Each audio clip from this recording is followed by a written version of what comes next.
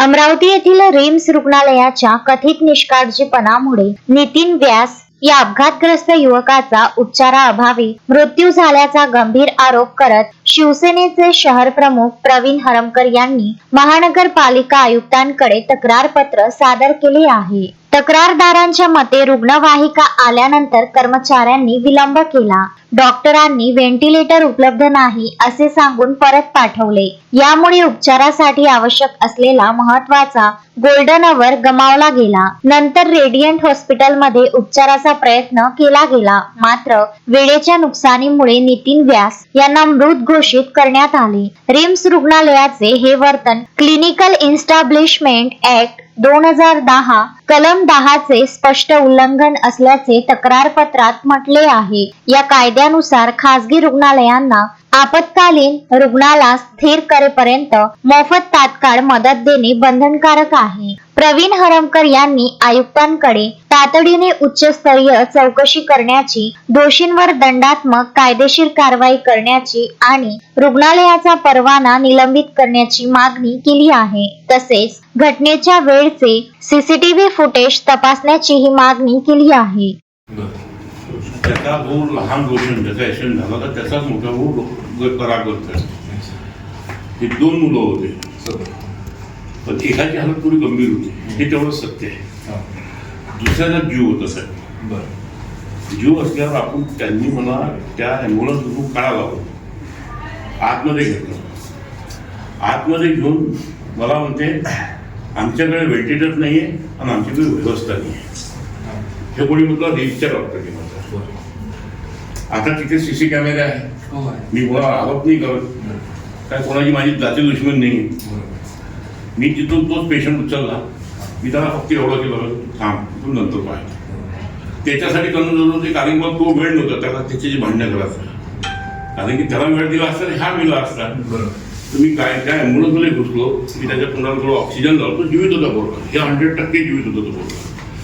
त्याला तिथं जर तो चान्स म्हणजे त्याला तिथं हे भेटलं असतं, त्याला उपचार झाले असते या वेळेत. तो स्वतः म्हणजे डॉक्टरला व्हेंटिलेटर पाहिजे, पण त्यांनी लावलं नाही आणि म्हणे माझ्याकडे व्यवस्था आहे. मग मी तिथून घेऊन रेडियनला गेलो. मग रेडियनमध्ये तिथून उचलणं टाकणं आता त्यात 15-20 मिनिटं गेलं साहेब. तिथून त्याला तिथं नेणं, तिथं पोहोचेपर्यंत तो तिथं धरता. तरी रेडियनवाल्याने त्याला घेतलं. त्या रेडियनवाल्याने फार चांगलं म्हणजे चांगलं ट्रीटमेंट केलं त्यांनी. तसं त्यांचा कोणाला आरोप करणं की चांगलं नाही, पण त्यांनी खरंच चांगलं केलं. ते 2 डॉक्टर आले, त्यांनी बाहेर काढलं. मी सोबत तिथे लोक होते. आता यांच्याकडे एवढा मोठा हॉस्पिटल साऱ्यांकडे, यांच्याकडे माणसं नाही राहिलो, सारे बेड आणत की खाली इतके मादळ सुद्धा आहे. त्याच्यात सोयबे मारायला पाहिजे आपण, कारण त्या मुलाचं एवढे मोठे मुलगा आता सांगा रांगडा मुलगा कधून निघते काय त्या माणसाकडून. आणि त्याच्या घरचे तर लोक नव्हते तिथं, शेवटी सामान्य लोक त्याला हात लावत होते. बरोबर. मग त्यांनी तरी डबल त्या माणसाने त्याला प्रायोरिटी करतो, त्याचा इलाज करायला पाहिजे होता. बरोबर. तुमच्या कायद्यात तसं आहे, त्याच्यावर बंधन आहे तुमचं, पण त्याने सगळ्यांना काहीच नाही केलं. मला शेवटी रेडियनवाल्याने त्यानं केलं, ॲडमिट केलं, पण ते दोन्ही तिथे डेथ झाले.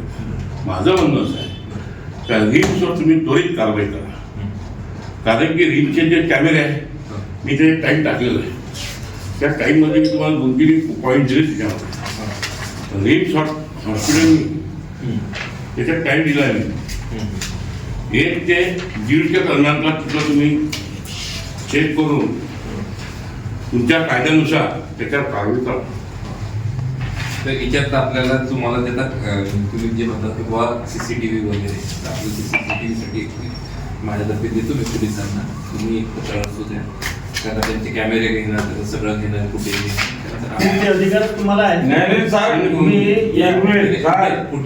कारवाई करण्याचे अधिकार आहे. बरोबर आहे. त्यांचे फुटेज घेणं आणि ते एक्सरे कॅमेराचे घेणं.